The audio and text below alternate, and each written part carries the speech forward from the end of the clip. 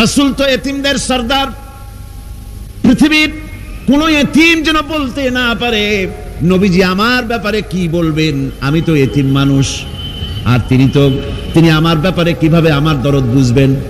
নবীজিকে আল্লাহ পাক কেমন এতিম বানালেন, সমস্ত দুনিয়ার এতিমদের সরদার বানালেন। মায়ের পেটে যখন তিনি ছিলেন, 6 মাসের সময় মায়ের পেটে থাকাকালীন বাপের এতিম হয়ে গেলেন। যখন প্রসব বেদনা শুরু হয়েছে মায়ের, দুনিয়ায় যখন তিনি আসবেন, হযরতে আমেনা ঘরের ভিতরে বসে তার অবস্থাটা কি? এই সন্তান পৃথিবীতে আসতে পরে যিনি সবচাইতে বেশি খুশি হবেন তিনি তো আজ দুনিয়ায় নাই। মনের ভিতরে কত কষ্ট। আল্লাহ রাব্বুল আলামিন তার হাবিবকে দুনিয়া আনলেন। রাসূলের দাদা ঘরের সামনে তাঁবুর সামনে দাঁড়ায়া তায়েফ থেকে আগত সাদিয়া গোত্রের লোকদেরকে বলতেছেন, এই ঘরের ভিতরে একটা এতিম বাচ্চা আছে, বেশি টাকা করি দেওয়া যাবে না, যদি দয়া হয় নিয়ে যাও। গরিব মানুষ, এতিম মানুষ দেখে শুনে কেউ আর নিতে চায় না। সবশেষে এলেন ভাগ্যবতী মেয়ে, ভাগ্যবতী মহিলা হযরতে হালিমাতুস সাদিয়া। তিনি এসেছেন, কোনো ছেলে পেলে পায় নাই, সকলের শেষে তিনি এসেছেন। আব্দুল মুত্তালিব বলছেন, এই ঘরের মধ্যে একটা এতিম বাচ্চা আছে, দয়া হলে নিয়ে যেতে পারো। তিনি স্বামীর সঙ্গে পরামর্শ করলেন, এরপরে বললেন যদি দেখতে অন্তত ভালো হয়, মন যদি ভালো লাগে নিয়ে যাব, একেবারে খালি হাতে ফিরে যাওয়ার চাইতে তো ভালো। হযরতে হালিমা বলেন, আমি ঘরের মধ্যে প্রবেশ করলাম, মা আমেনার কোল থেকে শিশু মুহাম্মদ সাল্লাল্লাহু আলাইহি ওয়াসাল্লামকে যখন আমি কোলে নিলাম, আমি হুজুরের চেহারার দিকে নজর করে দেখলাম, আমার কাছে মনে হলো যেন পূর্ণিমার চাঁদটা আমার কোলে ধরা দিয়েছে। রাসূল কি শিশু মুহাম্মদ সাল্লাল্লাহু আলাইহি ওয়াসাল্লাম কি যখন নিয়ে বাড়ির দিকে রওনা হলাম, যে গাধা আমার সকলের পেছনে এসেছে সেই গাধা এখন সকলের আগে ছুটে চলে যায়। এরপরে বাড়ি যখন নিয়ে গেলাম, কুয়ায় পানি বাড়লো, গাছে ফসল বাড়লো, খেজুর গাছে খেজুর বাড়তে লাগলো, জমিনে ফলন বেড়ে গেল। রাসূলের দুধ বোন সাইমা রাসূলকে নিয়ে মুহাম্মদ সাল্লাল্লাহু আলাইহি ওয়াসাল্লাম তাকে দোলনা নিয়ে দোল দিতেছে। কি আশ্চর্য অবস্থা! সাইমা তাকে দোল দিচ্ছে আর বলতেছে, বেঁচে থাকুক মুহাম্মদ সাল্লাল্লাহু আলাইহি ওয়াসাল্লাম, সে দীর্ঘজীবী হোক। কবি লিখতেছেন, কি আশ্চর্য কথা! বেদুইন বালিকা কারে নিয়ে দোল দেয় সে কি তা জানে? বিশ্বনবী মুহাম্মদ রাসূলুল্লাহ সাল্লাল্লাহু আলাইহি ওয়াসাল্লাম এভাবে এতিম অবস্থায় জীবন তার শুরু হলো। যখন তিনি ফিরে এলেন 6 বছর বয়সের সময়, যখন মায়ের কাছে তিনি ফিরে এসেছেন, প্রতিদিন তিনি খেলা দেখতে যান ময়দানে। ইতিহাসের মধ্যে লেখা হয়েছে, মা প্রতিদিন সন্ধ্যার সময় তাকে ফিরে পান। আজকে সন্ধ্যা হয়ে গেছে, শিশু মুহাম্মদ সাল্লাল্লাহু আলাইহি ওয়াসাল্লাম বাড়ি ফেরেন না। কারণ কি, কেন বাড়ি ফেরে না? সন্ধ্যার দিকে তিনি চলে গিয়েছেন পাহাড়িয়া ময়দানে, যে দেখেন ধুধু করতেছে চতুর্দিকে, সন্ধ্যা হয়ে গেছে, অন্ধকার হয়ে গেছে, কোনো ছেলে পেলে নাই, কেউ নাই। পাহাড়ের পাদদেশে বসে শিশু মুহাম্মদ সাল্লাল্লাহু আলাইহি ওয়াসাল্লাম কাঁদতেছেন। মা প্রশ্ন করলেন, বাবারে সন্ধ্যা উত্তীর্ণ হয়ে গেল, কেন একা একা বসে বসে কাঁদো? তিনি বলছেন, মাজি আজ কদিন খেলা দেখতে আসলাম ময়দানে, প্রতিদিন দেখি যখন সন্ধ্যা হয়ে যায় মুরব্বী শ্রেণীর কিছু লোক আসে, ছেলেকে নাম ধরে ডাক দেয়, ছেলেরা দৌড়ে তারা বাবার কাছে চলে যায়, আর বাবা ছেলেকে কোলে নিয়ে মুখে চুমা দিয়ে বাড়ির দিকে নিয়ে যায়। আমি আজ কদিন পর্যন্ত এই ময়দানে এলাম, কোনদিন সন্ধ্যা বেলায় তো কেউ এসে আমাকে মুহাম্মদ বলে একটা ডাক দিল না। আমার আব্বা কি নাই?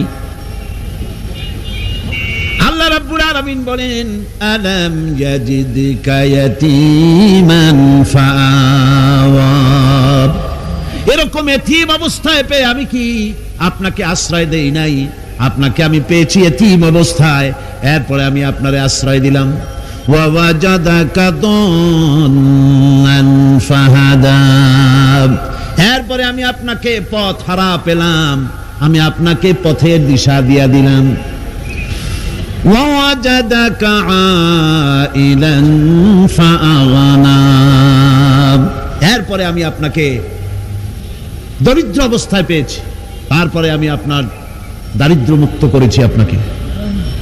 সুতরাং ফাআম্মাল ইয়াতীমা ফালা তাকহার ওয়া আম্মাস সাইলা ফালা তানহার ওয়া আম্মা বিনি'মাতি রাব্বিকা ফাহাদ্দিস। সুতরাং নবী, এতিমের প্রতি নির্মম ব্যবহার করো না, এতিমের প্রতি ভালো ব্যবহার করো, নির্মমতা দেখায়ও না। আর ভিক্ষুককে ধমক দিও না, রূঢ়তা দেখিও না, আর আল্লাহর নিয়ামতের প্রশংসা করো। বহুত মানুষ আছে এতিমরে গলায় ধাক্কা দেয়। মানুষ যখন ভিক্ষা নিতে আসে, গরিব মানুষ ভিক্ষা চাইতে আসছে, আমি আত্মাহিত জানো, দোয়া কুনুত জানো, বাড়ি যেয়ে কাজ করবা, এই সব আজে বাজে কথা বলে ভিক্ষা দেয় না। সাইলকে ধমক দিতে রাসূল করিম সাল্লাল্লাহু আলাইহি ওয়াসাল্লাম নিষেধ করেছেন, সাইলকে ধমক দিও না। গাড়িতে বসে যাচ্ছেন সাহেব, ট্রাফিক মোড়ে যখন সিগন্যাল জ্বলল, গাড়িগুলি দাঁড়ায় গেল, ফকির এসেছে, হাত নাই পাও নাই, বুড়া মানুষ, একটা পয়সা বার করে না। আবার এই মানুষটি ওই ফকিরকে ধমক দিয়া বার করে দিল। এরপরে এই লোকটি যখন কোনো মাজারের কাছে পৌঁছে গেল, 500 টাকার কড় করে নোটটা ফেলে দিল। বলেন টাকা দরকার কার? মরা মানুষের না জিন্দা মানুষের? কার দরকার? যার টাকা দরকার ছিল তারে দেওয়া হলো না, যার দরকার নাই তারে দেওয়া হলো। এরপরে লোকটা না খেয়ে যখন মারা গেল, পথের ফকির, রাস্তার ফকির, না খেয়ে মারা গেছে। এরপরে তার কাফনের কাপড় নাই, লোকটাকে রাস্তার উপরে শোয়া একটা ছেঁড়া কাপড় দিয়ে ঢেকে রেখেছে। বড় লোকেরা, সাহেবরা তখন গাড়ি দাঁড় করে আর 5টা টাকা 2টা টাকা করে তার লাশের উপরে মারতেছে। এটা মানবতার এর চাইতে লাঞ্ছনা, মানবতার জন্য এর চাইতে গঞ্জনা আর কিছুই হতে পারে না। মানবতার প্রতি লাঞ্ছনা, এর থেকে আর দুর্গতি কি হতে পারে? বেঁচে থাকার সময় 1টা টাকা আপনি দিলেন না, মরে যাওয়ার পর বিদায় হয়েছে বালাই, এখন দেওয়া শুরু করেছে। আমার বন্ধুগণ, এজন্য এতিমের প্রতি দরদ করার জন্য আল্লাহ পাক কোরআনের ভিতরে পরিষ্কার বলেছেন। রাসূল করিম সাল্লাল্লাহু আলাইহি ওয়াসাল্লাম নিজে এতিম ছিলেন, আর এতিমের প্রতি তার এত দরদ ছিল।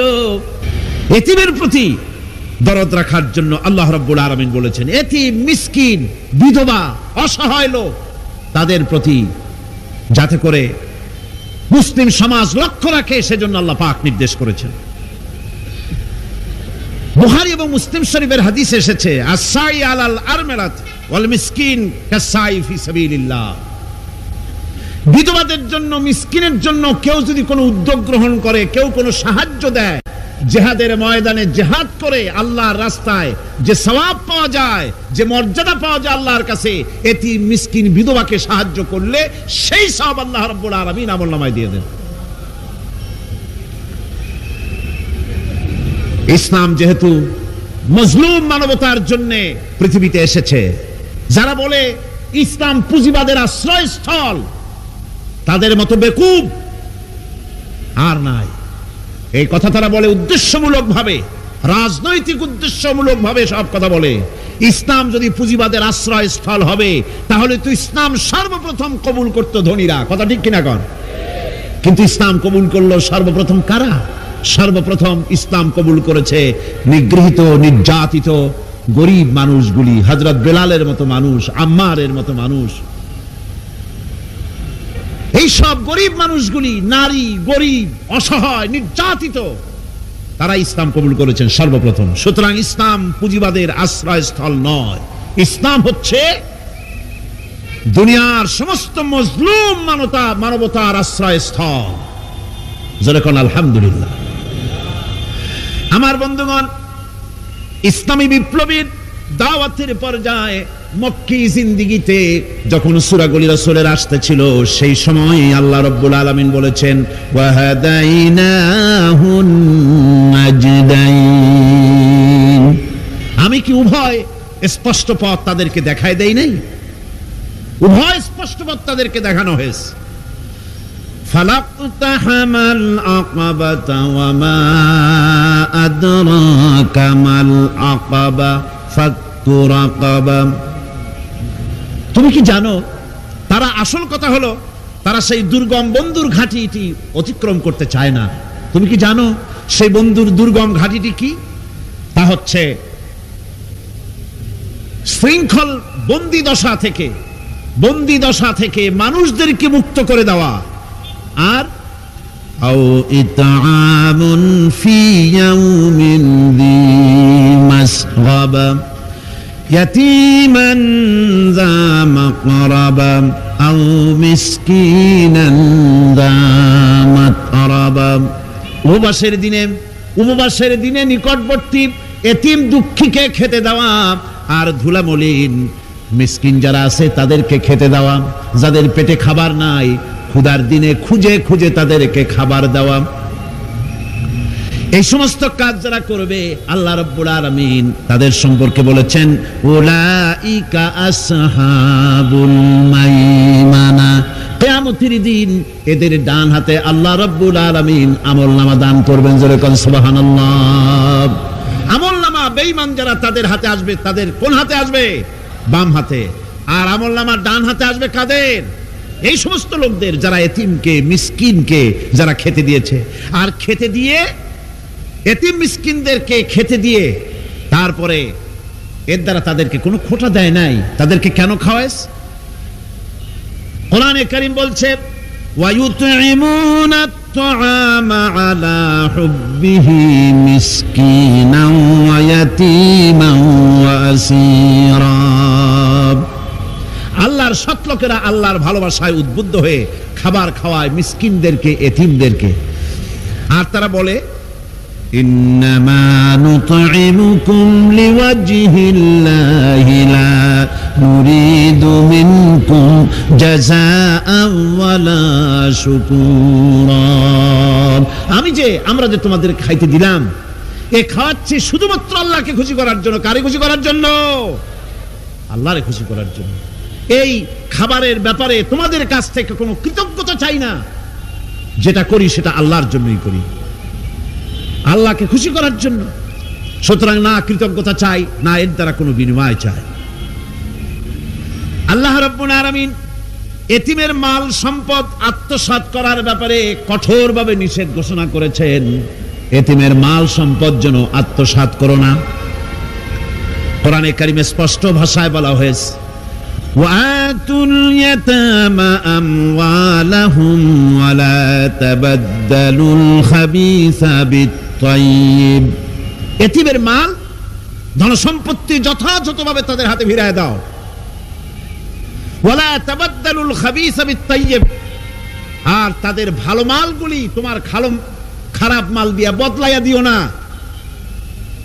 ولا تأكلوا أموالهم إلى أموالكم إنه كان حوبا كبيرا। আর তাদের সম্পদ তোমাদের সম্পদের সাথে যেন মিশাইয়া হজম করে ফেলে দিও না। এটা অত্যন্ত মস্ত বড় গুনাহ। এ কাজ তোমরা করবে না। এতিমের ধন সম্পত্তি সাধারণত মামা এবং চাচাদের হাতে থাকে, ঠিক কিনা? কথা বোঝেন কিনা? এতিমের সম্পদ থাকে তাদের কাছে, মামা আর চাচাদের কাছেই বেশিরভাগ থাকে। এতিম তো ছোট্ট মানুষ, বড় হতে সময় লাগে। এই ফাঁকে তার ভালো মালগুলি নিয়ে তার বদলে নিজের পচা মাল রেখে দেয়, অথবা তার ভালো সম্পত্তিটা নিজের সম্পত্তির সাথে মিলাইয়া একাকার করে ফেলে দেয়। আল্লাহ রাব্বুল আলামিন কঠোরভাবে নিষেধ করেছেন, খবরদার এই কাজটি করবা না। যারা এমন কাজ করে, এতিমের মাল যারা নষ্ট করে, এতিমের মাল যারা খায়, তাদের সম্পর্কে আল্লাহ পাক বলছেন ইন্নাল্লাযীনা ইয়াকুলুনা আমওয়ালাল ইয়াতামা যুলমান ইন্নামা ইয়াকুলুনা ফি বুতুনিহিম নারা ওয়া সায়াসলাউনা সাঈরা। অন্যায়ভাবে এতিমের মাল যারা ভক্ষণ করে তারা তো এতিমের মাল খায় না, বরং পেটের মধ্যে তারা আগুন ঢুকায়। পেটের মধ্যে কি ঢুকায়? ওয়াসায়াসলাউনা সাঈরা, আর অচিরেই এদেরকে জাহান্নামে নিক্ষেপ করা হবে। কোথায় নিক্ষেপ করা হবে? জাহান্নামে। যারা এতিমের মালকে ভক্ষণ করে, এতিমের মাল নষ্ট করে, এতিমের হক নষ্ট করে, তাদের জায়গা জাহান্নাম। আর এতিমের মাল যারা খায় তারা যেন আগুন খায়। কি খায়?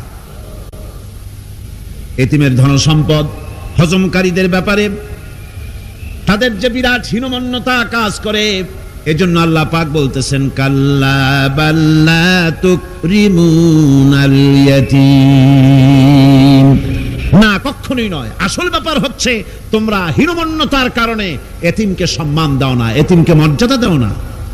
ওয়ালা তাহাজ্জুনা আলা তুআমিল মিসকিন, আর মিসকিনদেরকে তোমরা পরস্পরকে খেতে দেওয়ার জন্য তোমরা উৎসাহিত করো না। নিজেরাও খাও না, অন্যদেরকেও সে পথে উৎসাহিত করো না। এই যে কাজগুলি তোমরা করো, এটা মস্ত বড় অপরাধ। আল্লাহ রাব্বুল আলামিন এতিমের মাল সম্পর্কে আরো বলছেন ওয়ালা তাকরাবু মালাল ইয়াতীমি ইল্লা বিল্লাতী হিয়া আহসান হাত্তা ইয়াবলুগা আশুদ্দাহু। আল্লাহ পাক বলছেন এতিমের মালের নিকটবর্তীও হবে না যতক্ষণ পর্যন্ত তারা যৌবন প্রাপ্ত না হয়, বুদ্ধি শুদ্ধি না আসে, ততক্ষণ পর্যন্ত এতিমের মালের কাছে যাবে না। হ্যাঁ যাবে, মালটাকে রক্ষণ করার জন্য, রক্ষণাবেক্ষণ করার জন্য, মালগুলি খাওয়ার জন্য না। এতিমদের ব্যাপারে আল্লাহ পাক এভাবে সতর্ক করেছেন। মানুষ যখন, বাচ্চাগুলি যখন এতিম হয়ে যায়, বাচ্চা বেঁচে থাকতে, বাচ্চার বাপ মা বেঁচে থাকতে বাচ্চারে কোলে নেয়। দেখবেন বড় লোকের ছেলে দেখতে ভালো দেখা যাচ্ছে না, নাকে ময়লা তাতে ময়লা, তারপরেও বড় লোক, সেই জন্য বাচ্চাটারে কোলে নেয়। ইচ্ছা করে না, তারপরেও তারে খুশি করার জন্য কোলে নেয়। করে না কিরকম? এরকম করে। বাপ মা বেঁচে আছে তখন চাচাতে মামুতে ভাগ্নাকে ভাতিজাকে আদর করে কোলে নেয়, ঘাড়ে নেয়, চুমা খায়। আর যখন বাপ মা মরে গেল, বাপ যখন মারা গেল, এই ছোট্ট বাচ্চাটি চাচার দিকে ফেলফাল করে তাকায়, মায়ের দিকে তার মামার দিকে ফেলফাল করে তাকায়, একটি বারের জন্য কোলে নিয়ে তখন আর আদর করে না। মনের মধ্যে তখন দুর্বিসন্ধি থাকে, এই বাচ্চা মরুক অথবা তার সম্পদ যা আছে সম্পদগুলিকে লুটপাট করে নেই। দেখেন এবার মিলান কথার সাথে আল্লাহ পাকের লাইসাল বিররা আন তুওয়াল্লু ওয়ুজুহাকুম কিবালাল মাশরিকি ওয়াল মাগরিব। পূর্ব পশ্চিমে কত মাথা ঘুরালে, কত সেজদা দিলে, এটাই কিন্তু পুণ্যবান হওয়ার জন্য বড় কথা নয়। বরং শর্তই হলো আগে যা বলেছি সেগুলি, আর শর্ত হলো এতিম মিসকিনদেরকে, বিধবাদেরকে, অসহায়দেরকে সাহায্য করতে হবে। এগুলি করলে তাহলে তুমি মুমিন বলে প্রমাণিত হবে, তুমি সৎ ব্যক্তি, ভালো মানুষ, নেককার, পুণ্যবান বলে আল্লাহ পাকের দরবারে তুমি প্রমাণিত হবে। আল্লাহ পাকের প্রেমে উদ্বুদ্ধ হয়ে যারা নিজের প্রাণ প্রিয় সম্পদকে, ধনকে, সম্পদকে যারা এতিম, মিসকিন, নিকটবর্তী আত্মীয় স্বজন, প্রবাসী, পথচারী, সাইল, কৃতদাসের মুক্তির জন্য যারা দান করে, প্রিয় ধন সম্পদ যারা আল্লাহর রাস্তায় এভাবে দান করে দেয়, নামাজকে প্রতিষ্ঠা করে, যাকাতকে আদায় করে, ওয়াদাকে পালন করে, আর বিপদ মুসিবতে ধৈর্য ধারণ করে, এরাই হচ্ছে সত্যাশ্রিত, এরাই হচ্ছে তাদের দাবিতে সত্যবাদী, ইমানের দাবিতে এরা হচ্ছে সত্যবাদী, আর এরাই হচ্ছে মুত্তাকি। আজকে আমি আপনাদের সামনে যে আলোচনাটা করব সেটা হচ্ছে এই ব্যাপারটি। আল্লাহ পাকের মহব্বতে উদ্বুদ্ধ হয়ে যারা এতিম এবং মিসকিনকে যারা দান করে, আত্মীয় স্বজন, গরিব আত্মীয় স্বজন, অসহায় প্রতিবেশী, পথচারী, এদের জন্য যারা সাহায্য করে। কারণ হচ্ছে ইসলাম তো শুধু নামাজ রোজার কথাই বলেনি, ইসলাম মানুষের জীবনের সকল দুঃখ দুর্দশার দিকে লক্ষ্য রেখেছে। যারা বোঝে না তারা ইসলামকে শুধুমাত্র একটি ধর্ম মনে করে, আর ইসলামের যে অর্থনীতি আছে, সমাজনীতি আছে, এটা তারা বুঝতে পারে না। মাছের যেমন পচন ক্রিয়া শুরু হয় তার মাথা থেকে, সমাজের পতন শুরু হয় তেমন রাজনৈতিক নেতৃবৃন্দ, সমাজ নেতৃবৃন্দ এবং এক শ্রেণীর বুদ্ধিজীবীদের মাথা থেকে, তাদের থেকেই সমাজে পচন ক্রিয়া শুরু হয়ে যায়। এই শ্রেণীর লোকদের দাবি হলো ধর্ম আর অর্থনীতি সম্পূর্ণ দুই প্রান্তিক দিকে বাস করে। ধর্ম এক জিনিস আর অর্থনীতি হচ্ছে আর এক জিনিস, রাজনীতি হচ্ছে ভিন্ন জিনিস। তারা জানে না যে ইসলাম হচ্ছে পূর্ণাঙ্গ জীবন বিধান।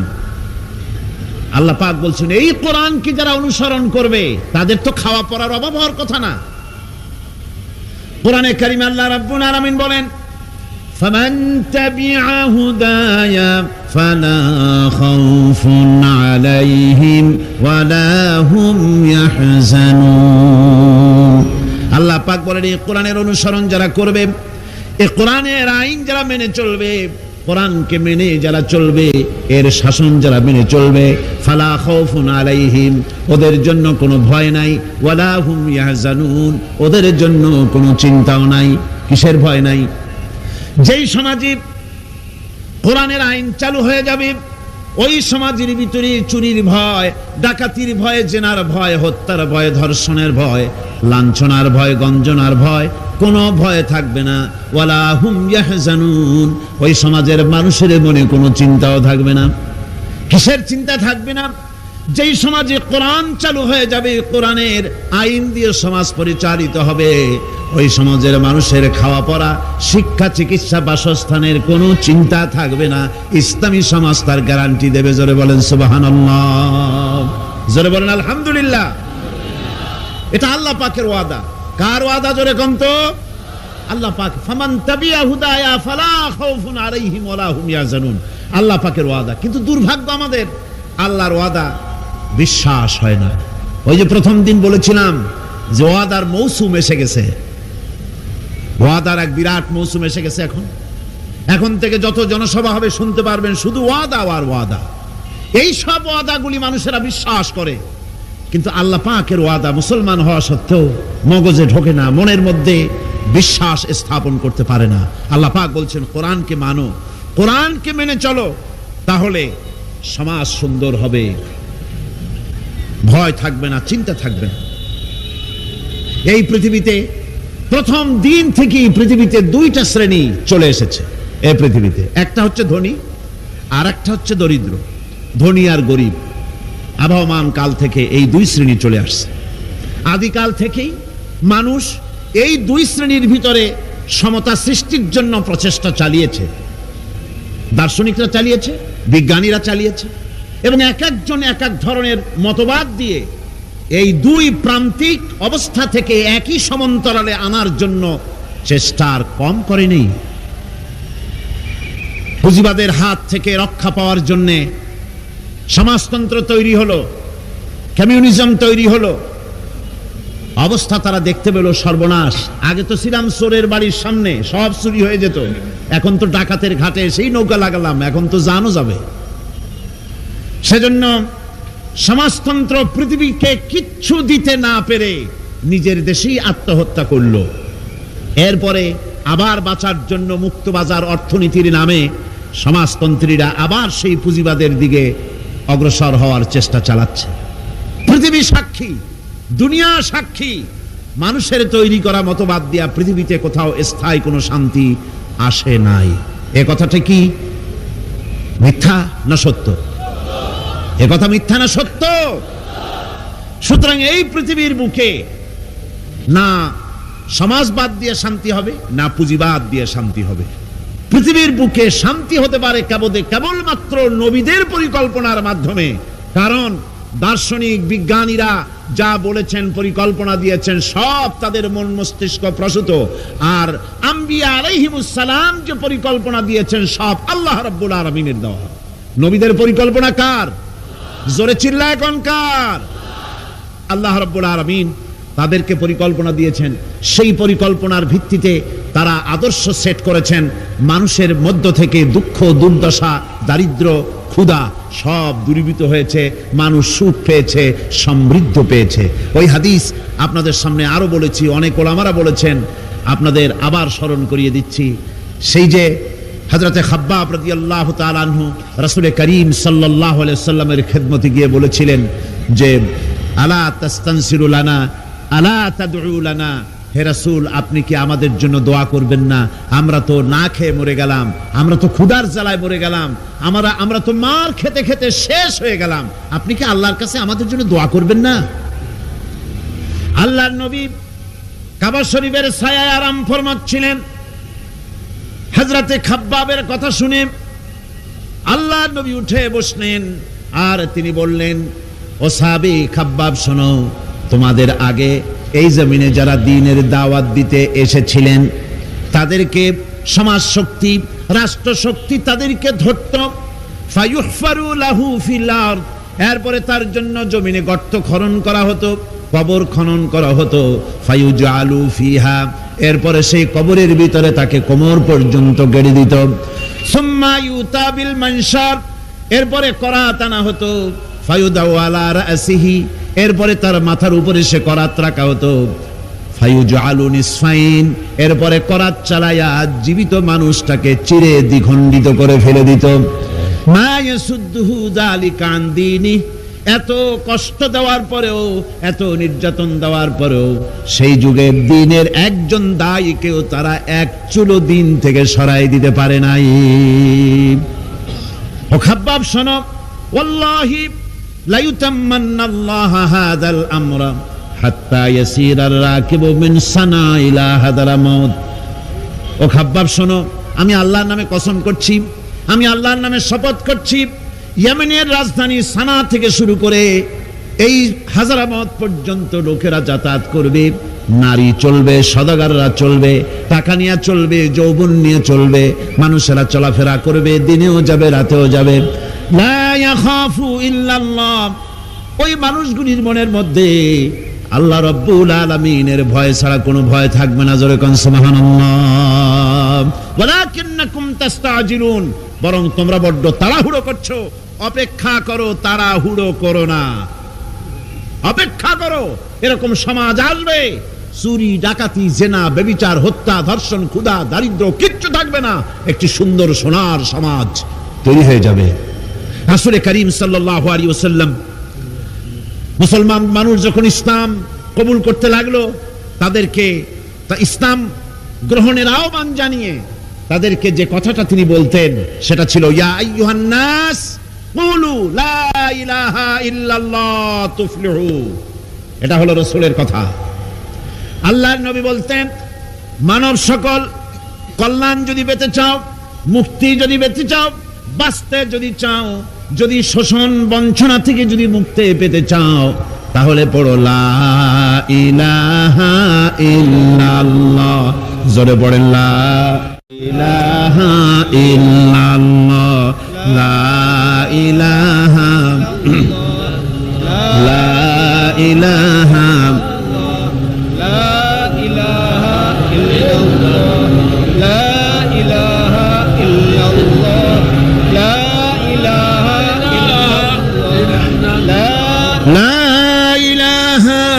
ইল্লাল্লাহু মুহাম্মাদুর রাসূলুল্লাহ। এই কালেমা পড়ো, এই কালেমা ঘোষণা দাও, এটার অনুসরণ করো, নাজাত পাবে। মানুষের জীবনে প্রকৃত কল্যাণ লাভের পথে দুটি অন্তরায়, দুটি বাধা। তার একটি বাধা হচ্ছে তার ভীতি, ভয়, শক্তিশালীদের ভয়, অত্যাচারীদের ভয়। আর একটা হচ্ছে ক্ষুধা। প্রকৃত কল্যাণ লাভের পথে মানুষের অভাব অনটনের ভয়, ক্ষুধা দারিদ্রের ভয় এবং অত্যাচারের ভয়, এই দুইটি ভয় মানুষের মধ্যে সেই প্রথম দিন থেকেই চলে এসেছে। ইসলাম প্রচারের প্রথম অধ্যায় আল্লাহ রাব্বুল আলামিনের বন্দিগির দাওয়াত দিয়ে নবী করিম সাল্লাল্লাহু আলাইহি সাল্লাম বলেছেন, এই ক্ষুধা আর ভয়, এই দুটি জিনিসকে দূর করে দেওয়ার মতো পরিকল্পনা আল্লাহ পাক দিয়েছেন। আজও পৃথিবীতে আমাদের সমাজে এই দুইটা জিনিসেরই ভয়। কয়টা জিনিসের ভয়? একটা হচ্ছে ক্ষুধা, আর একটা হচ্ছে ভীতি। মানুষ সমাজে, বাজারে, স্কুলে, বিশ্ববিদ্যালয়, শিক্ষাঙ্গনে কোনো জায়গায় আরামে বসবাস করতে পারছে না। মাহফিল এসছেন, নিশ্চিন্ত মনে ফিরে যেতে পারবেন। আপনার ছেলে বিশ্ববিদ্যালয়ে পড়াশোনা করছে, জীবন নিয়ে বাড়ি ফিরতে পারবে। আপনার মেয়ে কলেজে গিয়েছে, তার ইজ্জত নিয়ে, সম্ভ্রম নিয়ে ফিরে আসতে পারবে, এই গ্যারান্টি আজ আর কেউ দিতে পারে না। সত্য কিনা বলেন? নবীজির কাছে আল্লাহ রাব্বুল আলামিন কোরআনে কারীমের আয়াত নাজিল করলেন, নবীজিকে শোনায় দিলেন। এই দুটো জিনিসের গ্যারান্টি ইসলাম দিচ্ছে, আল্লাহ পাক দিচ্ছেন। তা হলো এই ফালইয়াবুদু রাব্ব হাযাল বাইত। ক্ষুধার সময় যদি খেতে চাও, ক্ষুধার সময় যদি পেট পুড়ে খেতে চাও, আর বিপদের সময় যদি নিরাপত্তা চাও, আরামে যদি ঘুমাতে চাও, তাহলে কি করো? ফালইয়াবুদু রাব্ব হাযাল বাইত। এই ঘরের মালিকের ইবাদত করো। কোন ঘর? আল্লাহর ঘর। এই ঘরের মালিক কে? আল্লাহ সুবহানাহু ওয়া তাআলা। এই ঘরের মালিকের ইবাদত করলে কি হবে? আল্লাহ রাব্বুল আলামিন বলেন, আল্লাযী আত'আমাহুম মিন জু'ইন ওয়া আমানাহুম মিন খাউফ। এই ঘরের মালিকের ইবাদত করলে পরে তিনি ক্ষুধার সময় খেতে দিবেন, আর ভীতির সময় তোমাদেরকে নিরাপত্তা দান করবেন। যদি পেট ভরে খেতে চাও, আল্লাহর ইবাদত করো, গোলামি করো। আর যদি তোমরা বিপদের সময় নিরাপত্তা লাভ করতে চাও, তাহলে তোমাদেরকে সেই আল্লাহ পাকের ইবাদত করতে হবে। সমস্ত রকমের বিপদ থেকে, মুসিবত থেকে, ভয় থেকে তিনি তোমাদেরকে আশ্রয় দিবেন। সুতরাং আল্লাহর প্রতি ঈমান আনতে হলে শুধু সেজদা দেওয়াই যথেষ্ট নয়। এখানে আল্লাহ পাক বলছেন কোরআনে কারীমের ভেতরে, তিনি যে পরিকল্পনা দিয়েছেন তা হচ্ছে এই, শুধু সেজদা দিলেই কাজ হবে না, শুধু পূর্ব পশ্চিমে কতবার মাথা ঘুরলে এটাই যথেষ্ট নয়, বরং সমাজের এতিম, মিসকিন, বিধবা, অনাথ, অনাথিনী, ঋণগ্রস্ত যে সমস্ত মানুষ আছে তাদের সাহায্য করতে হবে, তাদের সাহায্যে এগিয়ে আসতে হবে। অন্যথায় আল্লাহ এবং তার দ্বীনের প্রতি ঈমান মিথ্যা বলে প্রমাণিত হবে। নামাজের ভিতরে আমরা সূরা মাউন পড়ি, কি বলা হচ্ছে সেখানে? আরাআইতাল্লাযী ইউকাযযিবু বিদ্দীন ফাযালিকাল্লাযী ইয়াদুল ইয়াতীম ওয়া লা ইয়াহুদ্দু আলা তুআমিল মিসকিন। দ্বীন ইসলাম তথা বিচারের দ্বীনকে অস্বীকার করেছে যে সে লোকটি সম্পর্কে কি তুমি বিবেচনা করেছো? সে কোন লোকটি? যে লোকটি এতিমকে গলা ধাক্কায় দেয়, মিসকিনদেরকে খেতে দেয় না, পরস্পরকে মিসকিনকে খাবারের ব্যাপারে উৎসাহিত করে না, এতিমকে গলা ধাক্কা দেয়। এই জন্য পরকাল কি অস্বীকার করলো, এই জন্য ইসলাম কি অস্বীকার করলো, এই জন্য দ্বীনকে অস্বীকার করলো। এরপরে সে নামাজ পড়ুক, রোজা রাখুক, তার নামাজ, রোজা, হজ, যাকাতের গুরুত্ব বহন করবে না। কিয়ামতে যেসব লোক জাহান্নামে যাবে তার মধ্যে দুটি কারণ হবে সবচেয়ে বড়। একটা হচ্ছে আল্লাহর প্রতি ঈমান না আনা, আর একটা হচ্ছে এতিম মিসকিনদেরকে খেতে না দেওয়া। এদের শাস্তি কিরকম হবে? আল্লাহ রাব্বুল আলামিন বলেন, যারা এতিম মিসকিনদেরকে খেতে দিবে না, গলায় ধাক্কা দিবে, তাদের সঙ্গে দুর্ব্যবহার করবে, আল্লাহ পাক বলেন তাদের অবস্থা কি হবে শোনো। খুযূহু ফাগুল্লুহু সুম্মাল জাহিমা সাল্লুহু। বলা হবে ধরো, এই লোকটারে ধরো, আর তাকে, তার গলায় ফাঁস লাগাও, তাকে জাহান্নামে নিক্ষেপ করো। নাউযুবিল্লাহি মিন যালিক। আর এরপরে তাকে 70 হাত 70 গজ শিকল দিয়ে তাকে বেঁধে ফেলো, তাকে জাহান্নামে নিক্ষেপ করো। কারণটা কি? কারণ হলো ইন্নাহু কানা লা ইউমিনু বিল্লাহিল আযীম ওয়া লা ইয়াহুদ্দু আলা তুআমিল মিসকিন। গলায় ফাঁস লাগায়া 70 হাত শিকল দিয়া বাঁধা জাহান্নামে নিক্ষেপ করো। কারণ সে আল্লাহর উপর ঈমান আনে নাই, আর এতিমদেরকে, মিসকিনদেরকে খাবারের ব্যাপারে পরস্পরকে উৎসাহিত করে নাই, নিজেও খাওয়ায় নাই, আরো একজনকে উৎসাহিতও করে নাই। কিয়ামতে জাহান্নামে যারা যাবে, জাহান্নামে যাওয়ার যতগুলি কারণ থাকবে তার মধ্যে দুটি কারণ বড়। বলেন কয়টা কারণ বড়? আল্লাহ পাক বলতেছেন জাহান্নামীদেরকে প্রশ্ন করা হবে, ইয়াতাসাআলুনা আনিল মুজরিমিন মা সালাকাকুম ফি সাকার। জাহান্নামীদেরকে প্রশ্ন করা হবে, জাহান্নামে আসছো কেন, কি অপরাধ করে আসছো? ক্বালু লাম নাকু মিনাল মুসাল্লিন ওয়া লাম নাকু নুতঈমুল মিসকিন। তারা বলবে যে আমরা নামাজ পড়তাম না আর মিসকিনদেরকে খেতে দিতাম না। কত বড় মারাত্মক অপরাধ লক্ষ্য করুন।